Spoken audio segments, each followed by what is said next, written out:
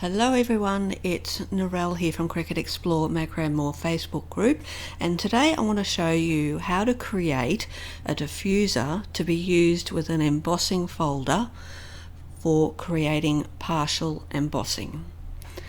So what I have on my screen here is an image that I want to print onto this white rectangle, and then I want to then put that rectangle through or into an embossing folder, put it through my embossing machine, but I don't want it to emboss where this image is going to be. So I only want it to emboss around the outside, and it's very easy to do, and you can do this with any image, any text, anything at all that you can print or put onto this rectangle and put through an embossing machine. You can do this.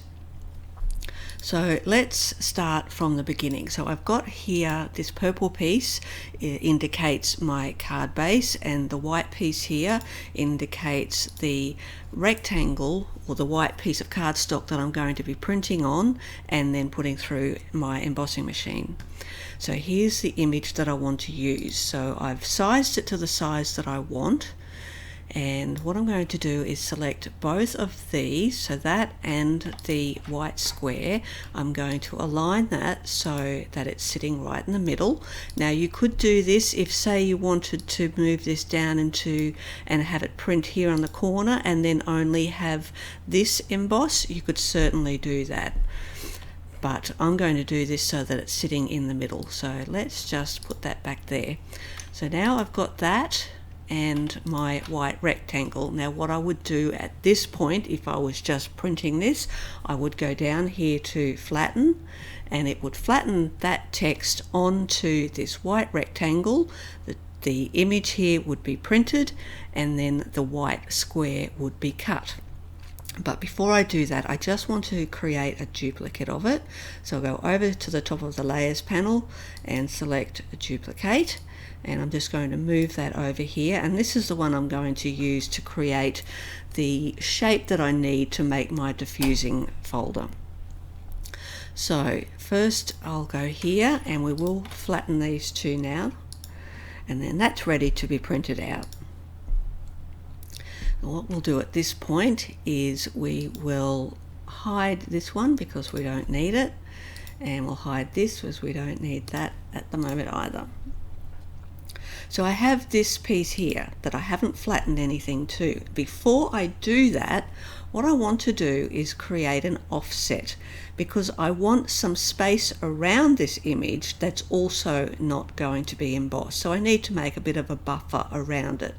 So to do that, I'll go up to offset and I'll select an amount of how big I want my offset to be.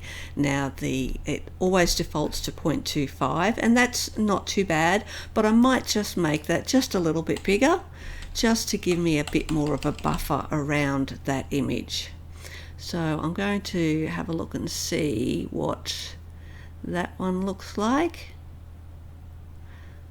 Let's go to about there and click apply, and now you can see there's my offset.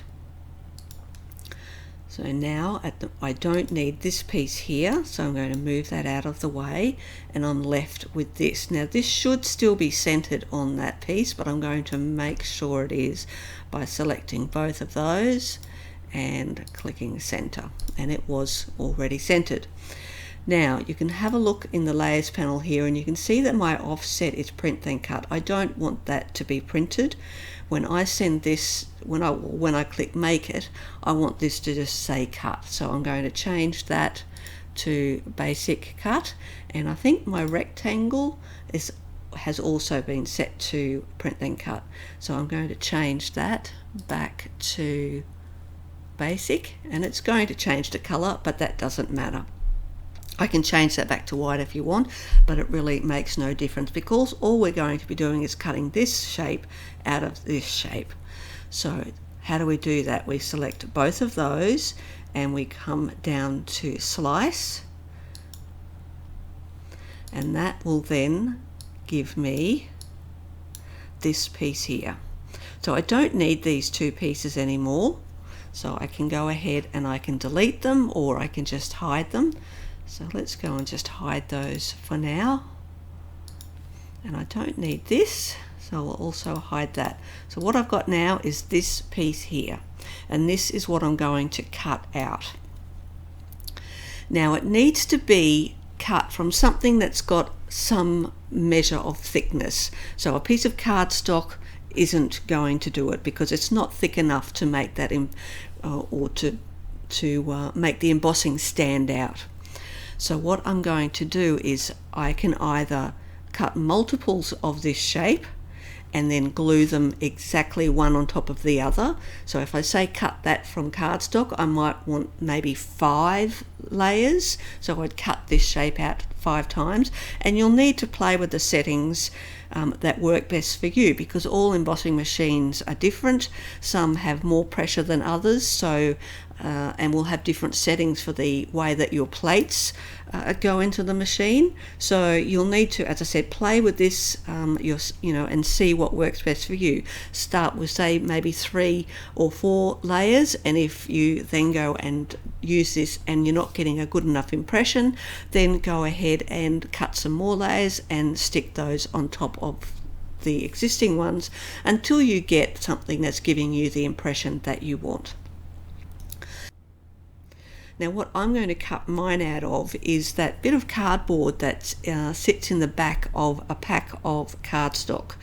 So it's quite thick. It's about just under 2 millimeters thick, and that seems to work well for me. Now when I'm using a maker to do this, so it's going to default to using the knife blade when I cut that, and that works well for me. Now when I put this through, it said that it was going to take 24 passes, and it really didn't need that. It didn't even really need half of those, so I just kept checking to see when it was able to be popped out, and once I could pop that out without too much trouble, I just stopped the cut and then removed the mat from the maker and then removed my pieces. I then used a sort of a fine emery board just to tidy up the edges a little bit.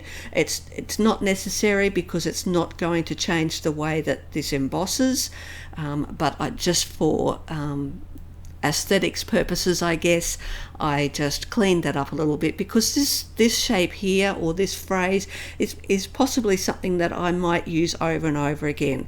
If I was never going to use this one again, I wouldn't worry about how it looked. I'd just cut it out, use it, and then throw it away. But this is quite a handy little sentiment, so I thought, well, I might hang on to this one so that I don't have to go and cut this one again. So at this point, you've selected the material that you're going to cut from. You're going to select Make It, and then, as I said, if you're using a thinner kind of material, you can go up here and you can select the number of project copies.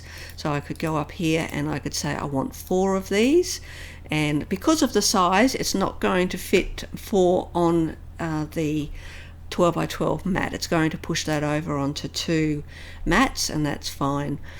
You may have cardstock that's 8.5 by 11, and that'll work perfectly. You won't be wasting any cardstock by doing that. But once you've cut them out on whatever material you want, you're then ready to go ahead and then do the embossing part of this. So now I'm going to switch over to my desktop and show you how I do this. Okay, so to do our embossing, we are going to need our image that we've printed out and the embossing diffuser that I cut, and it will have 2 pieces, the insert, the inside, and then the outer piece. And to emboss around here, we're going to be using the outer piece. If we used this piece, what would happen is that only this section would get embossed and that would be left blank. But we want to emboss around the outside, so we use the outside piece. Then I'm going to need my embossing machine, an embossing folder, and some plates. Now, Depending on which embossing machine you've got, you will possibly be using a different variety of plates, but what works for me for this process is the large base plate, so the A plate, a C plate, and that's all I need along with the embossing folder. So what I'm going to do is I'm going to take my image and place that into my embossing folder, and I want to make sure that that's nicely lined up.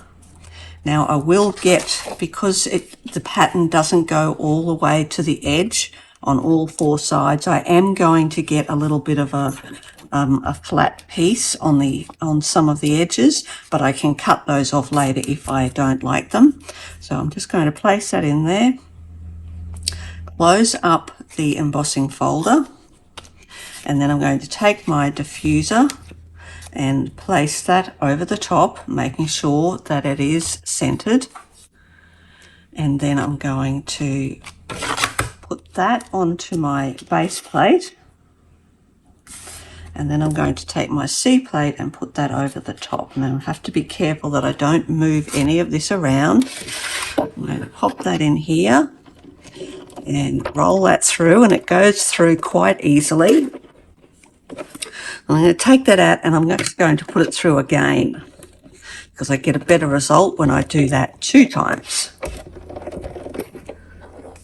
Okay, so let's pop that out of the way. Need that, all that. And then when I open that up, you can see that it's embossed all around the outside, but I have that nice clean space in the middle, which means that you can see that image better. If you emboss over that, it just makes it a little bit harder to read. But hopefully you can see how beautiful that's come out. So as I said before, if you use this piece to emboss, I'll show you what that turns out like. So again, I'll put a piece of cardstock in here, and I'll close that. I'm going to pop this over the top and do the same thing. Pop that through here.